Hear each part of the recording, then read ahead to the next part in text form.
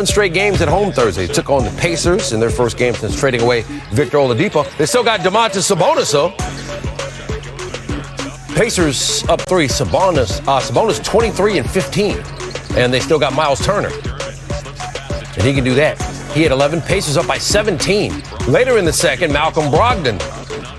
Pacers up by 23 at the half. Third quarter, Blazers down 18. Watch Yusuf Nurkic. Swipes at Brogdon driving and immediately grabs his wrist. And then he contends Turner at the rim and falls over. Nurkic left with a fractured wrist. So bad news for the Blazers. Under 5 left in the third. Pacers up 14. Brogdon 25 points, 7 assists, 5 boards.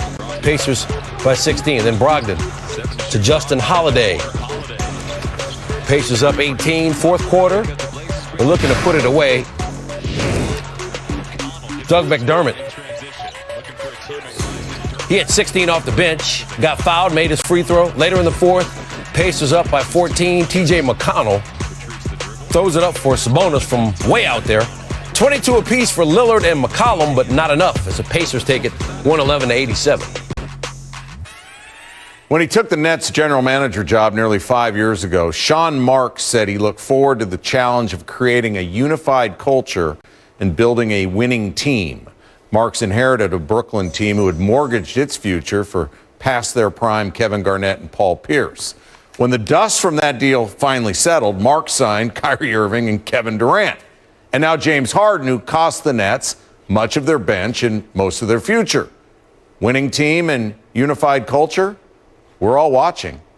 When you have the opportunity to add James Harden to your roster, you're certainly going to do your due diligence, and you can do everything you possibly can to try and make that happen. We know what James is capable, on the court. We've seen that when you're bringing in, MVP, first NBA team caliber player. He's so eager to get on the court with these guys and be part of this and start fresh. They understand that there's without a doubt going to be some nights where one or two need to sacrifice for the other and so forth. But I think they're all looking for that common goal. We're all looking for that common goal, as I've said before, is to be the last team standing.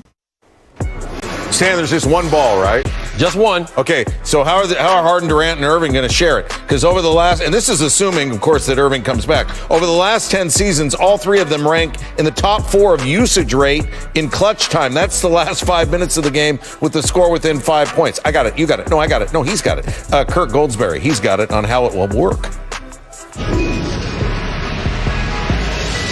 The new-look Nets are now the first team in league history to pair 2 players that have each won 3 scoring titles. Oh, and they have Kyrie Irving, the guy who hit the biggest shot of the last decade. Irving puts it up. Let's go! Kyrie Irving from downtown! If this were NBA Jam, the new-look Nets would dominate, but it's not. And it's fair to ask how this constellation of superstars will become a juggernaut. It all starts with the new guy. Breaking news here on SportsCenter. The big story, James Harden going to Brooklyn.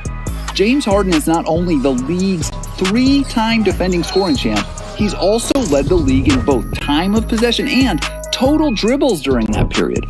Harden's game begins alone at the top of the arc, breaking down a defender, looking for a driving opportunity or a step back.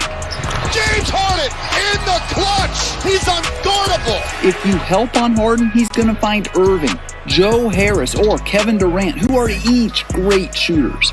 Over the past 5 seasons, Durant has the highest field goal percentage on catch-and-shoot jumpers at over 47%, according to Second Spectrum. Durant fires. Bang!